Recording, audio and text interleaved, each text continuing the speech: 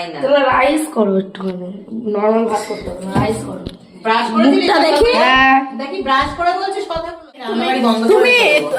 সে অসুবিধা নেই, আমি ইউটিউব দেখে রান্না করে নেবো, আমি আর ভাই। কোনো রকম রান্না করব, করে গিয়ে বিছানায় ডুব মারবো।